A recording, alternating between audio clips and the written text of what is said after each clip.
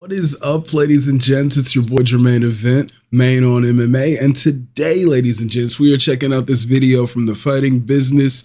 We are still reflecting on how amazing the fight was between, well, a lot of people thought half of the fight, the Sean Strickland part of this fight was pretty boring.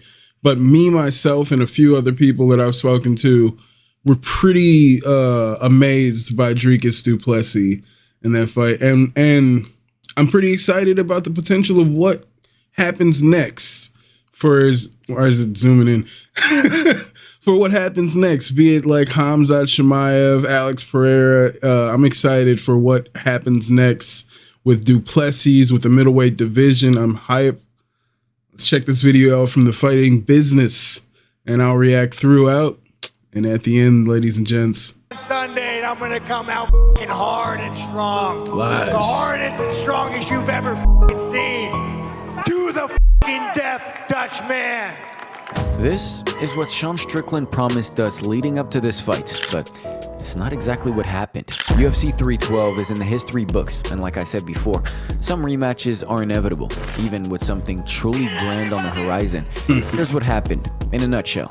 Sean Strickland, who was granted a disputed last shot at the title, was coming back for revenge. I'm gonna put that retard back on a short bus. I'm gonna send him to prison. He told us he won the first fight and he needed to stamp it here. I won that fight and I'm gonna win this fight. So saddle up and let's get it done. During the lead up, he told us that he would go to war. But he's not winning Sunday. 25 minutes of war. That he would bleed for us, and that this was a fight to the death. To the death. I think the Dutch man can agree. We're gonna put on a war and we're gonna try to each other up, and that's a promise we both can make you guys. To the death, Dutch man. And he finally bled for you guys, but he didn't really go to war, even though he absolutely had to. Thank you to Fighting Business. Absolutely amazing. One of my favorite new channels going right now. The rise of Strickland has been an experience. He beat up Izzy to become champion and then lost the title immediately to Dricus du Plessis in a close split decision.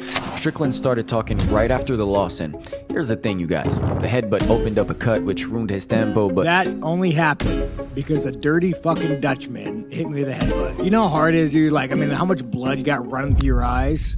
Like, it would have been an easy fight if it wasn't for that. in spite of that, he still won the fight and only lost due to corrupt Canadian judges. You know, just this one was the most unfinished, considering the headbutt, the scorecard, the striking, the numbers. We got to settle, and he knows it too. It was not the best fight ever, but it was close, and with no clear contender at 185, Strickland was going to get the rematch. But when Khamzat submitted Whitaker in the first round, nobody cared about Strickland versus DDP 2 anymore. It was all Khamzat versus DDP, which was a far more intriguing and marketable fight. He went that in there and was the first guy to ever submit Rob, and he did in the first round. And that warrants a jump the gun on Sean Strickland for me. And if you ask me personally, that's a fight I would rather want, because it's a fight that the people want, it's a fight that more fans want, and I believe Khamzat is the next best guy. The UFC is usually more than happy to change routes towards a more profitable fight, and we all expected them to do so, but that never happened, and somehow Strickland got what he was promised. The name Khamzat was looming over this division, and the winner of the main event was definitely his next fight, and the media ran with it. Where does Khamzat Chimaev fit into the middleweight division? Do you think he'll get the winner of Strickland du Plessis, or is he going to fight again before a title shot? Yeah, I think he probably gets the next shot. But one of these two, Dricus, didn't seem too interested in Khamzat, at least not yet, as his focus was on erasing all doubts of the first fight. He said it time and time again, he was going to win, either by a finish or a domination decision. Meanwhile, Strickland. But this man goes back to Chechnya. Just not a Knocks off fan. dictator. Lets his son beat him up. And then he goes and sells a Bitcoin scam. This was one fight Sean absolutely had to be locked in for, and he had to win. A loss here, and he would be 0-2 against Dricus, and with the new waves of contender at the gates, a climb back for Strickland was going to be next to impossible. If there ever was a time to break out of his defensive shell and give it his all, prove to everyone that the first fight was a mistake, the main event... I don't know how hard it is for him to get back there, because, you know, it wasn't that long ago that Yuri Prochazka lost his second fight to Alex Pereira, right? I believe he lost 2 straight fights to Alex Pereira. And now people are like, yeah, I'd like to see Yuri fight in a 3rd fight. I personally don't think too much is going to be different in a 3rd fight with Alex. But dude, these divisions aren't as deep as we'd like to believe.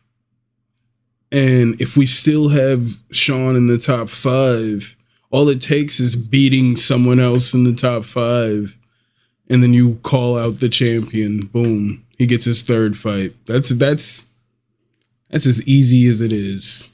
UFC 312 was the time, but some things never change.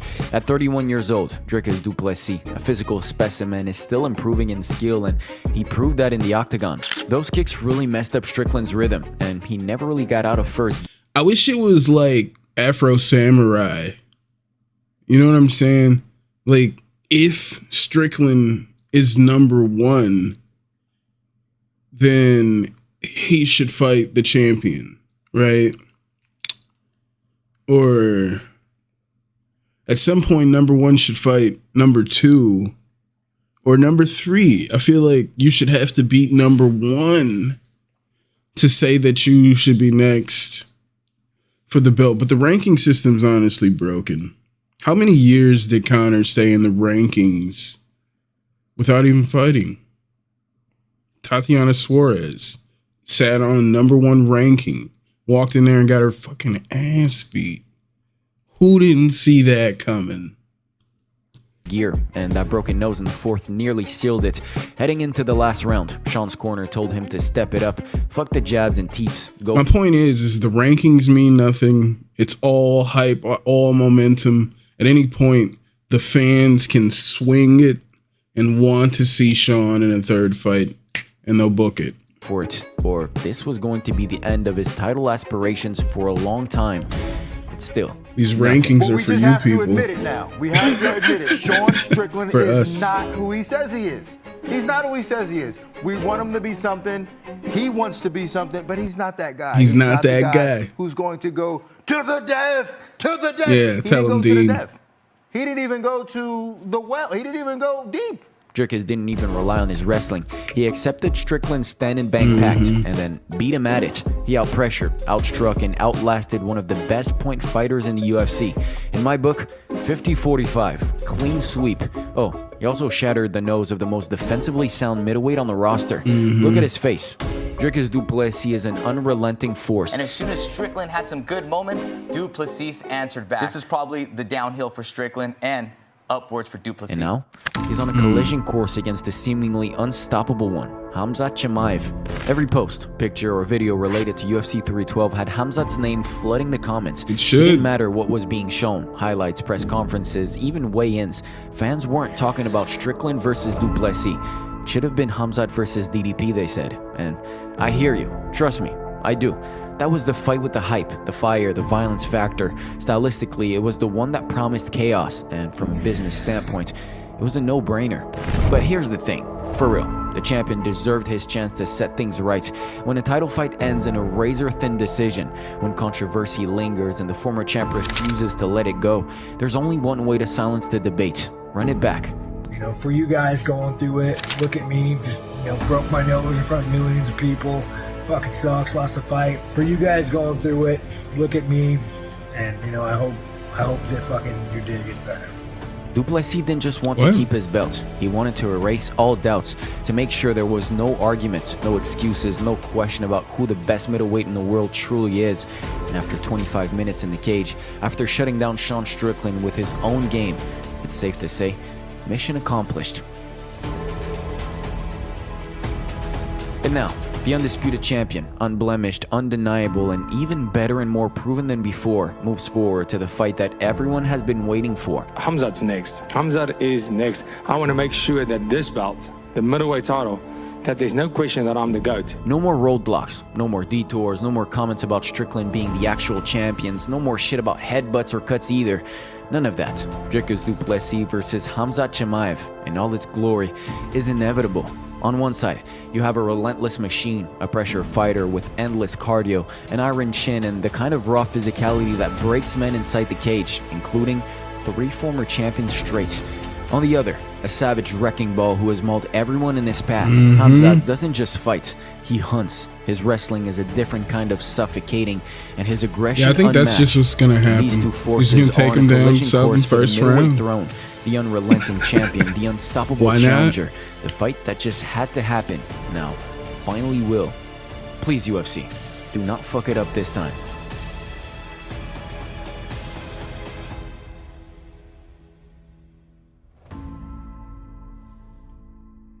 For the music playlist, thumbnail design. Yo, I felt like I was thinking like, how did Gilbert Burns fare so well against Khamzat Chimaev? You know what I'm saying? He fared better than anyone. I'd say he did better than we saw Kamaru Usman do against Khamzat Chimaev. And what about it? I'd say Khamzat was in there trying to play with his food. He was in there he felt like he was so much better than Gilbert Burns. He was playing with Gilbert. I remember watching Embedded that week, and yeah, he was just trying to punk Gilbert like in the hallways, like, let's fight right now. Let's go right now. Like walking up on him. And like, dude, he was trying to punk Gilbert Burns. So I'm thinking maybe he kind of just like underestimated how tough Gilbert is, and that he couldn't play with somebody like Gilbert. My point being is that I'm hyped for this fight, but I feel like Khamzat is just gonna plow right through Du Plessis, just like he plows right through everyone, as long as he takes it serious. As long as Khamzat wants to go in there and finish the fight, I think that he will. All right. I remember watching him when he fought Kevin Holland. Holland kept going for these rolls and trying to get out of this. He was fighting that submission with everything that he had.